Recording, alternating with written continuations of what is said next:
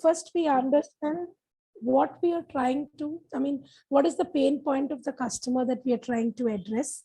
So once that problem statement is clear, then the goal is clearly set.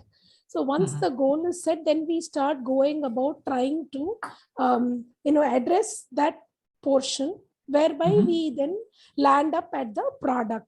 So once that comes up, it gives you two big areas. One, what is the, when you know what is your pain point, you know what is the target market. So what is the audience? So, and then it also gives you an idea about what is your ticket size. And also we have, from the NBFC side, they also know what is going to be the funding pattern. So these will be the base on how they will be trying to take forward their journey as such. That is said that when the idea is on the table at this level, that is when the core process of the journey, according to me, starts getting finalized. So, once you know the market, you know what kind of market, what is going to be the level of the customer that we're going to talk. Once you know what is going to be your ticket size, you know how much of data you need to collect. And if you know what is going to be your book like, or what is going to be the funding pattern like, then automatically, like, because that we're talking about fintechs, this becomes an important part, because suppose you have a partner. So there is going to be a lot being dictated by the partner on terms of their compliance regulation, following the patterns that they have already subscribed. They have already published as a part of their terms and conditions, or what privacy policy, all those are already defined. So it will require an amount of orienting the course along with the partnering institution also. So these basically will be deciding on the will be telling on the onboarding journey, according to me. Great. Thanks for that, Rajeswari ma'am. So there are audiences who are serving to the different types of market. Say somebody will be serving for a rural market, and somebody will be, some NBFCs will focus on the urban market, right? So how the onboarding journey will differ based on that? Can you give a brief on that, ma'am? See, once we know the target segment, okay, let us say we are catering basically to a very urban population. So you can expect some amount of tech savviness in the population crowd. Okay, suppose we are not looking at a very urban, semi-urban or semi-rural kind of a market, then the crowd is going to be a mix of both. Okay, and then you have the core where we are actually where the government drives the financial inclusion, which is the core rural market. So you have this actually categorizes your journey into three different portions. Basically, where when you say an urban market, you can look at something which is totally a self-service journey. You just have to create an app that can be a very leading. You can lead the customer through the journey step by step, and thereby you can look at a fully digital application when it is such a scenario. The next journey is where you have a mix, okay? Even in the urban population, you have people not very greatly tech savvy, but we still are looking at that kind of a market. Then you take a very, a half and half journey, where we call it as an assisted journey. Like, there is a representative from the entity available, telling them to do what has to be, what could be done, what are the next steps, or you take them through a partial journey, allow the application to be submitted, thereby on you take it through a manual journey. This journey is a very popular journey, because at the point of contact of the customer, they try to collect whatever basic information is available with little data. So whereby some basic amount of screening happens. So if the NBFC does not look at the customer at all, they might not go back to the customer at all. But if they find it as a prospect, they then go back to the customer for further documentation, etc. So that is that is a journey which we call as assisted journey. And then you have the other journey where the app is itself handled by the representative of the NBFC available at various positions. Very commonly used in dealer outlets, etc., where the representative is available. They have their own app. They keep taking you through step by step, collecting document, and it is more on a correspondence, basically either through SMS or email with the customer, where they say like, we have received this information, thank you for this.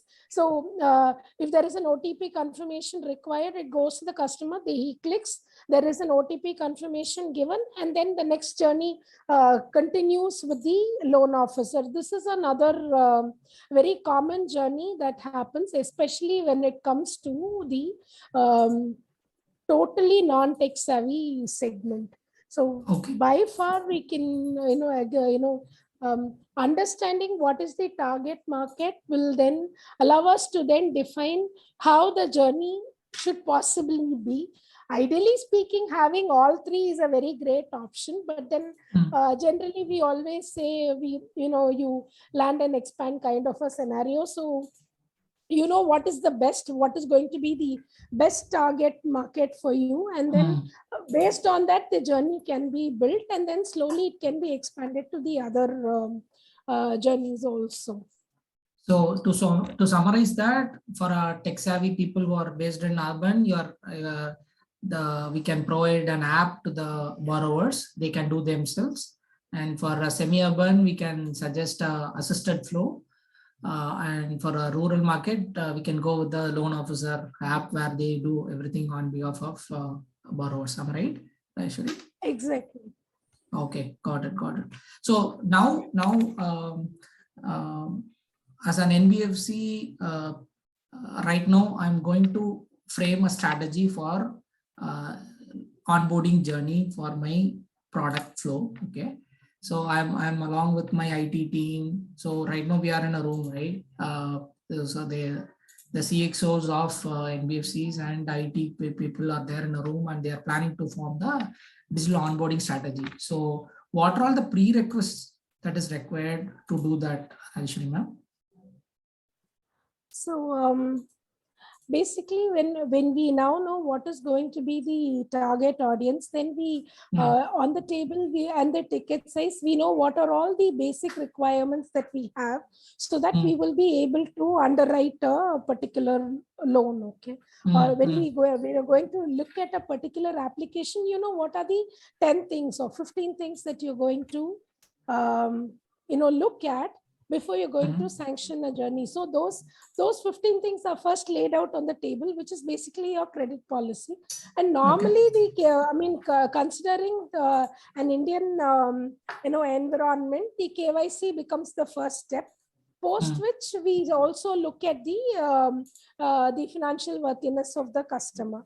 So therefore, what we can then say is that the KYC becomes almost mandatory kind of the first step, at least the initial portion, post which we also look at the financial worthiness, or what are all the few data points that will be required to thereon then underwrite for the particular loan. So these could be the first steps that you would be writing out.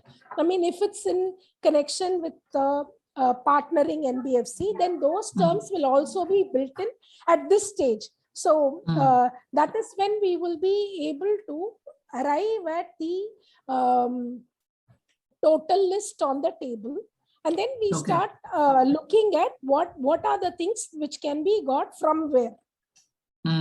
So let's say you have you require first name, middle name, last name. Then you require date of birth. Then you require, let's take an individual journey. So you may say we require the address of the person.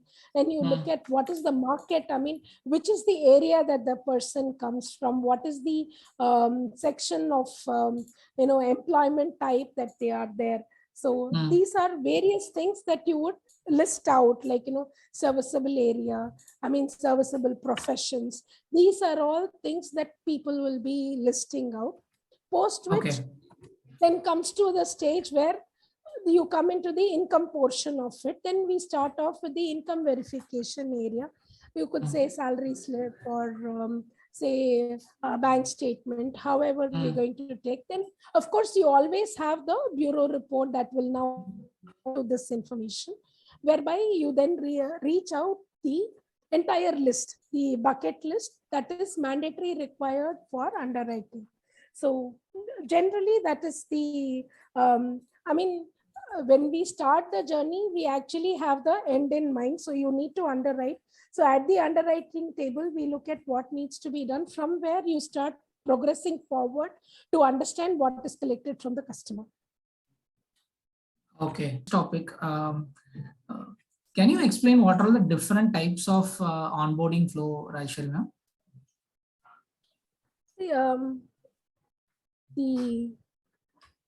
I think we did answer this question earlier, right? So in terms of the onboarding flows, we have about 3 flows, which is the self-service flow, the assisted flow, and the loan officer flow. Okay. Probably at this,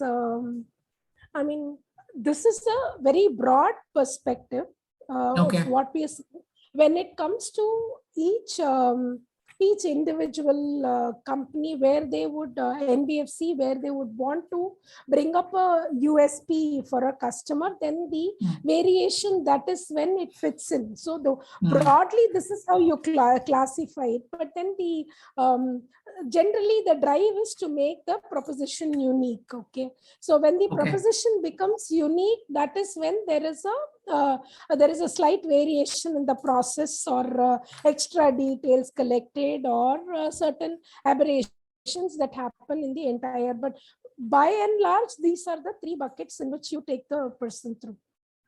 Okay. And assume that there are a lot of traditional NBFCs also there, right? What would be their cost per loan application? If you can give a brief on that, that would be great, Rajesware. Cost per loan application of a traditional NBFC. See, it is very difficult to directly attach a number to this particular question, because there are so many. Ideally it will be very relevant if you just add only the direct cost to it. Indirect cost is still a very big black hole. Not many people are, we have seen some papers that have been presented where they say cost is about so much. Just to look at it, if it's an NBFC, which has got just one office in a particular city, so the radius is now as big as the city, right?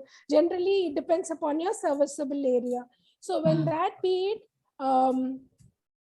anywhere upward 500 becomes the the base price of a physical onboarding journey of a customer. Okay. Especially when it comes to the point where it is not going to be a walk-in, where we are going to approach the customer. In such a situation, then the cost per application is, the base rate is at 500, which is again only the direct cost that. Rajesware. Yes, we are looking through the. See, this is the physical onboarding. When it comes to the cost of onboarding through digitization methodology, see, there is a cost that we associate with each and every API that is getting integrated. So that becomes a direct cost, per application. What is the cost that we are taking? For instance, PAN is 1 rupee. Whereas if you take video KYC, the cost is higher. I mean, where I see a price band ranging from 25 to 100. So, I okay, mean, so it depends upon the API that is chosen, the journey that is chosen, and the amount of, I mean, what kind of verification each NBFC takes. So at that level, I mean, if you go through on an optimum route, okay, we look at anything at about 100 onwards till 150. So the cost of an onboarding a loan application for a digital borrower, it could be like less than 200, less than 150, right? That is the cost per loan application, right? That becomes a base price. I mean, base price. Okay. Again, very simple. Suppose, let's say we are going to underwrite with just the bureau score. Okay, then the cost is different. Now, let us say we are going to take one step further and say we are going to look at a bank statement. We are going to do a bank statement analysis, post which we will do the underwriting. Then again, there is a jump in the cost. So when we define, that is why, okay, that is why when we are trying to define the journey, the process where we are listing out, right, what are all the parameters that are required, that becomes very, very essential in terms of what is the bare minimum that is required. Okay. I mean, an additional, like for instance, let us say we will onboard with 5 things. Okay, let us bring it to an underwriting level. There is a certain fixed cost that we are going to incur. Just the PAN, Aadhaar, a base video KYC, and then the bureau. That brings up to a certain cost. Or we can take a different route. We can also look at PAN and Aadhaar, and then we can do a CIBIL, and then we can rate a customer, post which we can then look at then going into video KYC steps, etc. So at that level, when we are able to, if you are sure you are able to complete your underwriting there, then we don't have to step into the bank statement at all. So at that level, we can then go. So this is where we can look at an assisted journey. So wherein to the onboarding journey, we have added only these 2 things, basically PAN and Aadhaar to a customer. We have then done a background check, etc. You have bought in the bureau. At that level, we are not able to take a decision, wherein then we contact the customer to ask them to upload a bank statement. We are unable to take a decision. Then you please upload your bank statement. So from there, again, yes, there is a cost that gets added. So it's a calculation that the NBFC does at that level as to which is more driven by their credit policy and the product that they are trying to offer to the market. Okay, that is a very good explanation on so what will be the cost per application. So to the audience, to take, I mean, summary is the cost comes around, the base price comes around less than 150 to 200 is what the cost per loan application. And of course, that doesn't include the processing fees that you collect. Just for APIs is what she was saying. And so now it has become the world of APIs, right? So whatever you do, there will be a application programming interface where you don't need to connect all the systems just to get only the answer for it, and then you can just pay per use, right? Could be a credit bureau report, could be a Aadhaar, PAN check and all, right? So most used APIs would be like Aadhaar and PAN APIs, right? Ma'am, can you give a brief explanation about Aadhaar and PAN APIs? What is the input and what is an output, where it is required, and what is the challenge that you faced? Can you give a brief on that? We'll start with a good API, which is PAN. I mean, slightly we're more comfortable in that. When it comes to Aadhaar, there are so many rough edges to cover. So when it comes to PAN, it's fairly simple. We collect the name of the person, we collect the PAN number, and then there is a mobile number, and then you can do a check and then bring it back. Even that, in the recent past, when there was this change in the API from the service provider, there was a lot of trouble when they were verifying PAN. But now it is fairly stabilized. But then this is the base requirement. I mean, you just given your PAN and the name that comes in, mobile number, that is sufficient enough. You are able to get a response from the PAN API. Generally, you get the first name, middle name, last name. There is a date of birth that comes in, and then mostly on the PAN details come in. Once this is in position, the next thing that is taken forward is the Aadhaar. Now, when it comes to Aadhaar, there are various options that are available. There is one online that is available. The other is the offline mode. The most preferred that I have seen is the offline mode. People don't go in for the online mode because it is not very stable. Many times it fails. There is a lot of I mean, see, even the public are still getting used to the fact that you have to link your Aadhaar to your mobile number and things like that, because Aadhaar basically works on one thing. Okay, Aadhaar, immediately there is a verification that is done. So once the OTP goes, if the mobile is not linked, there itself the entire journey goes in for a break. And many times we have seen it break at that level. Otherwise, we'll have to go in for the other journey, which is the biometric. Okay, which the biometric or the online verification that can be done. Or else you can use the offline Aadhaar, wherein you once you put in your Aadhaar number, you are taken to the ODI site. There you there is a OTP that is generated and sent to the Aadhaar linked mobile number. Once that OTP is entered, they then tell you that you will be able to download your XML of the Aadhaar.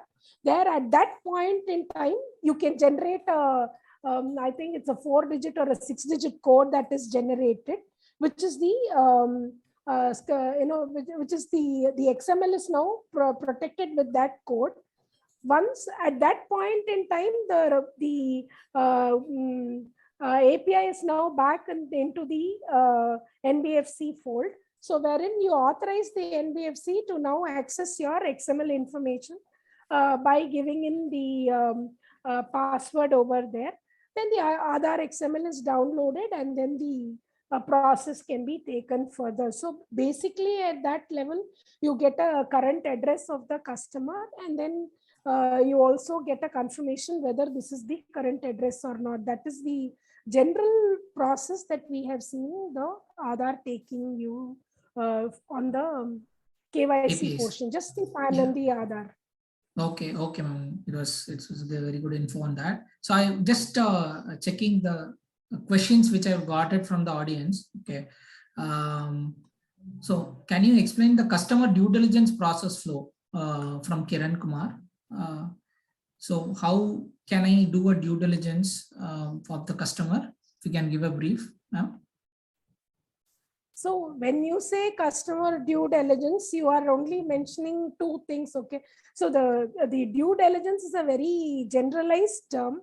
So when you say due diligence, you are going to do KYC. Actually, the point that is that needs to be really looked at over here is that when you say KYC, it does not mean just reading the PAN, getting the Aadhaar. It is also then matching. I mean, you are intermatching PAN and Aadhaar details, name as per PAN and as per Aadhaar is matching or not. This becomes another important part. Data is the same, all that. And then finally, the photographs are getting matched. All this combined together becomes the full KYC, which many people, due to the cost that is involved as of now, that is what I am able to say, because 99% of the people are aware that this needs to be done, but then they, for some reason or the other, postpone it to a different stage. I mean, after the, they generally the app, what we've seen is that the offer is given, post which it takes you to the video match situation. Okay, that is where you are going into the video KYC, or the face match is done at that level. Ideally speaking, we should have completed the KYC portion beginning. Only then we would have gone into the underwriting portion. So it's a via media or the call that the NBFC is taking as to how they are going to do their underwriting process. So okay. Those they become very important in terms of and one more very important thing that you'll have to tie up is that you have the base documents are there. As and when we keep collecting additional documents, they have to, you'll have to keep on linking it back to your base documents. That is one other area that due diligence process that needs to be followed. For instance, bank statement is taken. Okay, taking it at a later stage, GST is taken, whatever is taken. We'll have to then again bring it back to see the first two stages cannot be forgotten when you have gone up to the third and fourth stages. So you'll have to again come back and re-verify whether the name, PAN, everything is now matching or not. Okay. Especially in a case where we are taking staged. In the assisted process, this is a very important point. Okay. Raj, I think for Aadhaar and PAN APIs, right? One more suggestion that we got on the C-KYC part. Can you give a brief on that? Okay. See, as a step towards aggregating the KYC process, as such, we have the C-KYC API that is available today. Basically, you have a PAN and the you have PAN, date of birth, mobile number available. You can hit the C-KYC API, from which you can get the address and the details, last date on which the KYC was done, the institution which has done the KYC and updated the system. This we are getting as an API as of today's date, considering the fact that the Aadhaar is not, I mean, many times we see it has gone offline, we are not able to complete the journey, etc. This is another alternative to the Aadhaar area that is available. Okay. And what would be the approximate pricing for C-KYC, Rajesware ma'am? Rough idea? Sorry, I'm not aware of that. Okay, fine. Yeah, cool. So we'll move on to the audience, you keep posted about the questions. I'll come back again after a couple of minutes. So I'm moving on to the existing questions what I have right now, because we have already crossed 30 minutes. So one of the important challenges what people are thinking is OCR reading, right? See, whenever I do OCR reading, what kind of challenges that we are having in the digital onboarding process, Rajesware?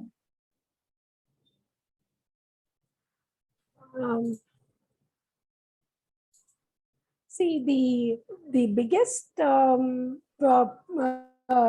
is the cost portion. Okay, whenever we do a OCR, okay, you're incurring two costs. First thing you'll have to have that in mind. One is the conversion cost, and then from there on the actual verification cost.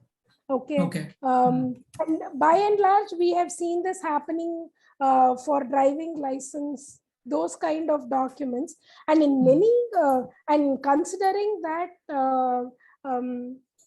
this is still not very centralized and not evenly positioned across all states. In some Okay. states, it's very good. In some states, it's Mm. not very good. Okay, considering that as a yardstick, then many times the cost increases. Actually, what happens is that it moves off into the manual mode from there. Okay. I Okay. mean, Mm. you see, as far as the customer goes, he has given you a valid driving license. Okay. Now, if you're not able to verify the driving license, I mean, it is not his problem. So the point becomes this, that you're then forced to send a person across, or you are now asking him to upload another document or something like that, which ideally is not a very nice customer experience. And especially from what I am able to see, with the journey that is going, even the clicks are very difficult. I mean, if you ask people to upload documents, you're not a very popular site at that point. See, when we are looking at a digital journey, let it be actually digital. I mean, do we actually require to move it to OCR? I mean, again, if the kind of population that we are going to cater to is typically going to be that kind of a population, then we have to take that route. Then the cost is also going to increase accordingly. That will be the call that the NBFC takes. Okay. So now we have APIs, and another is a list of documents, right? So what are the available documents that we can take it through APIs, Rajesware ma'am? You have any list, or you can share it to the audience? Maybe that will be useful for them. We can share it probably at the end of the session. We can share a list where we can have the list of documents for which APIs are comfortably available. We can share it with them at the end of the session as, basically PAN, Aadhaar, your driving license to a very, in many areas it is available. You have GST, you have IT returns. I mean, these areas are areas that are, where you have good APIs available. Bank statements, alternate data. I mean, these are all areas where you have APIs available. Okay. So now let's say, so I am a hacker. Okay. So I get inside the NBFC site or a mobile app. So I am the user actually. I gave the PAN number of Rajesware ma'am. Okay. So I just I somehow I got to know the PAN number of yours, and then I entered it. And so this was happened for the Sunny Leon case, right? They have taken the PAN number of Sunny Leon, and then they try to get a loan on her name, right? So how to avoid that in the digital onboarding journey, Rajesware ma'am? So at that point, the face authentication or the video verification is what will prevent this from. I mean, the guideline is clear, which is why the regulator is coming heavily down on the fintechs when it is an aberration on the process. Okay. So when the guideline gets violated, that is when you have issues. Basically, see, the myth that KYC is PAN and Aadhaar needs to, I mean, people have to step out of that and then, I mean, see, the two-factor authentication still authenticates, I mean, on mobile number and say OTP, etc. Is still only a partial authentication. Finally, what we need to confirm is that, does this PAN match to the person? I mean, I can still hold a person's mobile number. I mean, that doesn't really mean that I am the individual borrowing. I mean, all said and done, I mean, let us look at the circle fully, okay? Finally, what has to happen? If the recovery doesn't go through, you should be able to go back to the individual to recover. Or the, I mean, when the person, you're going to charge him legally or something, the entity should be clearly defined. So when that is not happening at level 1, then how do you expect it to go through at the end? Which is why, I mean, the regulator comes down very strongly on these areas. Okay. And how does the face match and the name match works, ma'am? Rajesware ma'am?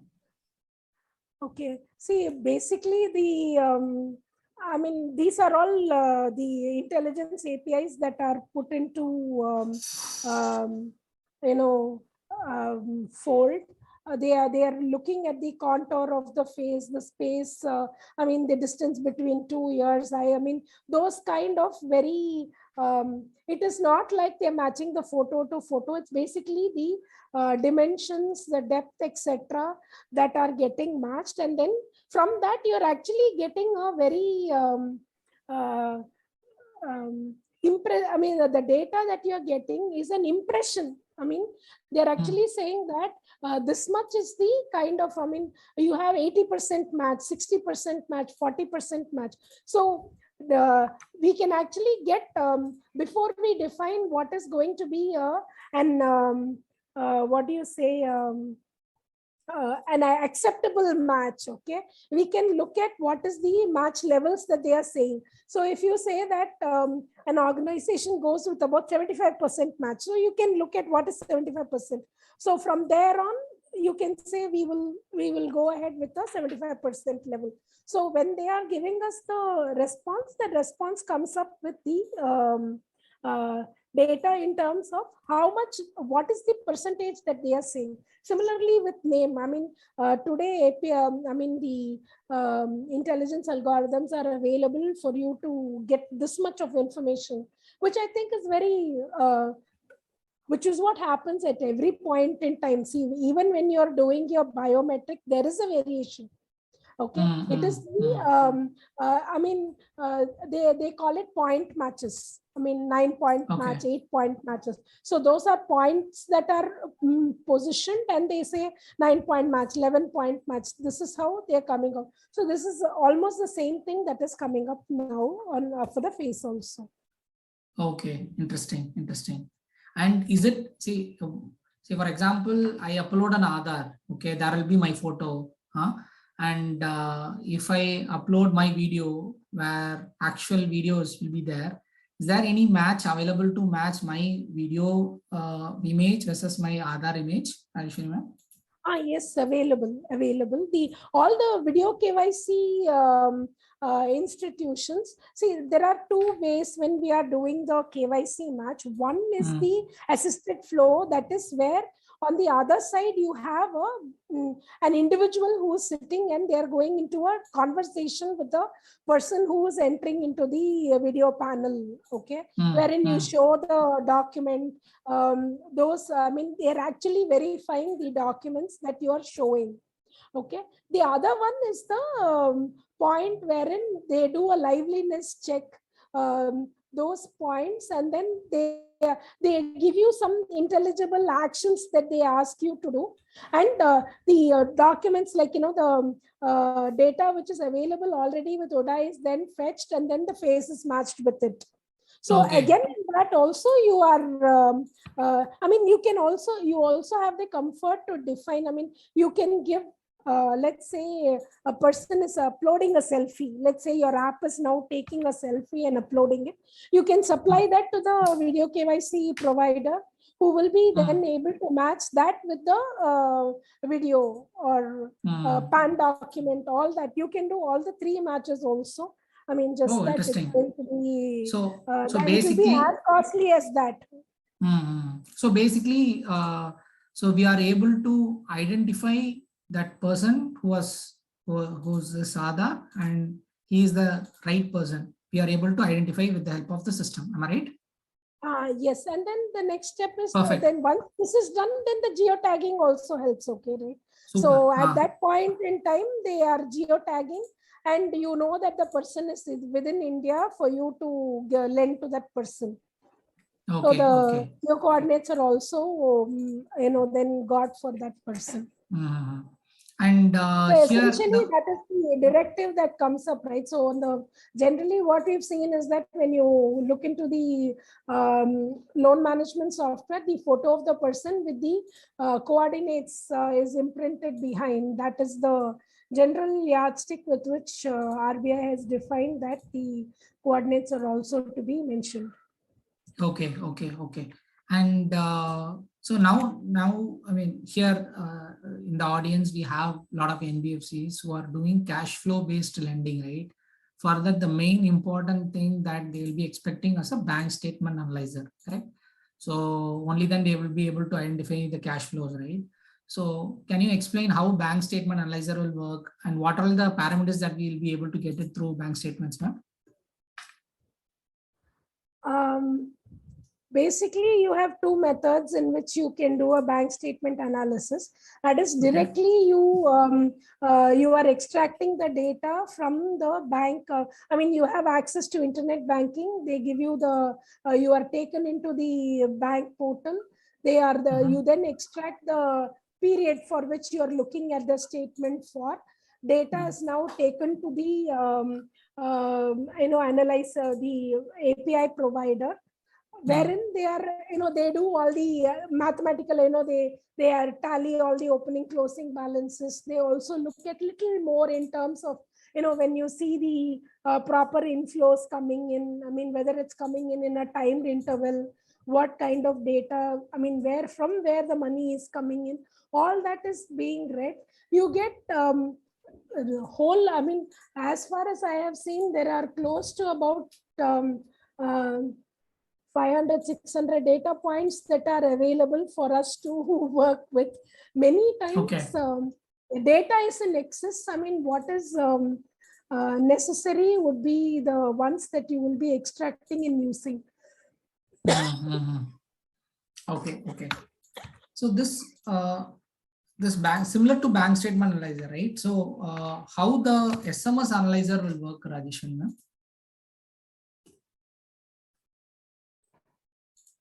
This is another interesting area which, I mean, yet a lot of work is to happen over here. Considering it is very, very nascent as far as the Indian market is concerned. Basically, we take, when the app is launched, we take proper permission from them. We then extract the SMS data. No data or anything is stored, just that the data is analyzed. You then look at what is the inflow, outflow. I mean, the cash flow data is basically collected, all check deposits, withdrawal, all the, I mean, I have seen APIs which also talk about telephone bill not being paid. Overdue mobile bills. This is also, I mean, we have seen data that is given on those areas also. And I mean, in terms of, like, bill overdue, those data are also populated. Today, you are getting even the EB bill paying coming up on mobile. So that is also, I mean, base data that also gets added to the SMS extract that these people are collecting. I think so I think we'll also be getting the check bounce balance also from the SMS, right? If I'm not wrong. We have seen where check is returned for insufficient funds. That is the checks that are returned for insufficient funds. Checks deposited by you getting returned. So both ways, inbound checks, outbound checks, both check returns are captured. That information is available in terms of, I mean, they give you in terms of value, numbers, everything. This data is also captured. Okay. Interesting, ma'am. So, I mean, see, I still have a feeling that though the data points are there, the algorithms or the ways of bringing that data point into the credit underwriting is still being worked on. I mean, see, what is the, I mean, 3, I will not give a loan. 4, I will give a loan. Correct. Correct. Or one I will not look at. I mean, it's insignificant data for me. So that kind of the, I mean, as this data point comes in, I mean, we start becoming wiser, and that is when the credit writing, underwriting becomes better. So just 10 more minutes, guys. So you can ask your final set of questions here. If it has not been answered, maybe we can send you the answers through email. And another interesting few more questions are about to come. So before getting to the final state, ma'am, can you give a overall idea about what is cloud banking, what it does, and all? So just to give you a full overview as to what it is a system that will take you right from the origination till the recovery portion. I mean, end to end, fully. We have the origination process with all the three flows. I mean, according to how a customer would require it. Okay. Suppose it needs to be fully self-service, then that flow is also available. Assisted flow, and the loan officer flow is also available. This is as far as the origination goes. Okay. There is a web app and the mobile app available, which can be hosted as per your requirement. There is a full-fledged loan management system wherein it is robust enough to suit many of the products that is in vogue in the market today. With the process wherein, I mean, and the entire thing is API driven. So it is infinitely expandable, very compatible to any system that you are looking at. And the way, I mean, taking this, I mean, using this, you can move your, application to a different level. Okay. And I mean, this is, we are only speaking about the origination and the management part of it. When it comes to the recovery portion, integration with a financial CRM or I mean, the post, we are always talking about the front portion of the customer. I mean, later, you are integrating with a accounting system, which is away from the system that is, I mean, regular portion. Or you want it to be integrated to a CRM, you want it to be integrated with another BI tool that you're using. I mean, we can provide data in as APIs, and thereby integrated. So that way, when you see the system is on an end-to-end portion, it's a very robust system that can take you through the entire journey and scalable to good levels. Okay, great. Thanks for the thanks a lot, Rajesware, for explaining what cloud banking is. So moving on to the last set of questions which I have. How the frauds have been checked in the loan origination journey, Rajesware, ma'am? So the first thing is that the fraud is getting checked once you complete the KYC fully. I mean, don't stop with just the PAN and Aadhaar verification. Go ahead with the geotagging as well as the video camera. I mean, face match. Ideally, once the full process is done, it is KYC compliant. Then it is, because actually the fraud happens because full KYC is not done. If we do all the 4 steps, then the customer, the fraudster is caught in any one of the 4 positions. Okay, got it. And so what are all the main risks available, key operational risk available in the digital lending, Rajesware? Most thing, I mean, as far as we've seen is like, the API, sometimes they change. I mean, those things are still, I mean, slightly, what do you say? doesn't give a lot of comfort, especially when it comes with, overnight we had a PAN not working, Aadhaar being down for a few hours. These things cause a lot of hassle as far as a digital journey is concerned. Rest all is very much manageable.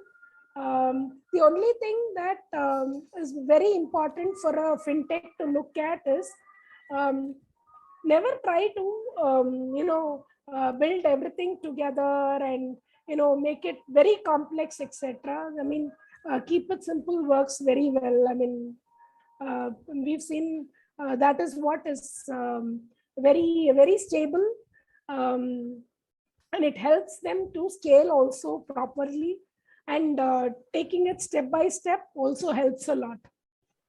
Okay.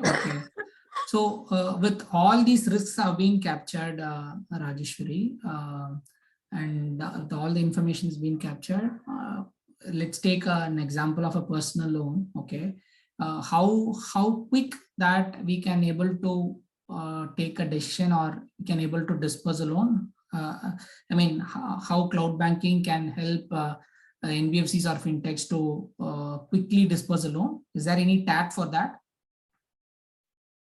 See, the system can do it in a very very easy time. Let's say under 5 minutes also. Now the way that the 5 minutes is not defined by CloudBankin. Okay, the 5 minutes is defined by the process that the NBFC is going to follow to underwrite and disburse the loan. Okay. So if the process that is defined by the NBFC, I mean, ideally speaking, okay, from what I am able to see, if we follow a full KYC, I mean, where it is totally compliant, and I mean, you have done all the required steps and proper underwriting process is taken, under 10 minutes, it's surely possible to lend to a person. So you're saying the 10 minutes. So you're saying 10 minutes is required to give a sanction or give an offer to a particular person, or even disbursement itself is possible? Disbursement itself possible in 10 minutes. See, the point is that the ticket size of the loan that we are talking about is also lower. See, we're not talking about a big ticket size loan at all. That nobody tries to disburse an upward 50,000 loan in 10 minutes. Okay, we are looking at for instance, somebody is looking to tide over the month end, or there is a small requirement that has come up, which they know that they will be able to pay up within the next salary cycle or whatever that is. Okay, those kind of things, with a small requirement, that can be, you can disburse it very fast. Okay, so I'll take. Yeah, go ahead. So once the ticket size increases, I mean, whatever is the value that you're trying to disburse increases, so naturally the steps taken are slightly more cautious, and therefore the time taken also increases accordingly. When it's a smaller loan, smaller size, it goes through faster with lesser steps involved. So on a closing note, Rajeshwari ma'am, to the audiences, so with the help of cloud banking, the disbursement can be done within 10 minutes is what the closing note is it? Okay, fine. The thing is, it has been done. It's not like we're not talking about a scenario which has not been done. This is very much, I mean, there are apps that cloud banking is supporting, which is very much live, and where loan disbursement can happen under 10 minutes. Yes, it is available. Perfect. Thank you so much, Rajeshwari ma'am. Thanks a lot for your time. I think time is already 5:30.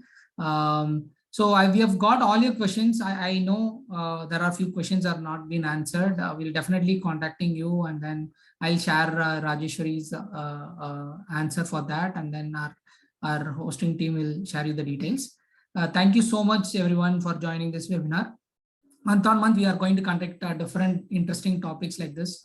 Please stay tuned with us in our page, Hubble Technologies page, and you can also follow me on the LinkedIn, Parthasarathy, and get latest updates from ours. Okay. Thank you so much, all. Thanks for joining this webinar. Thanks. Bye.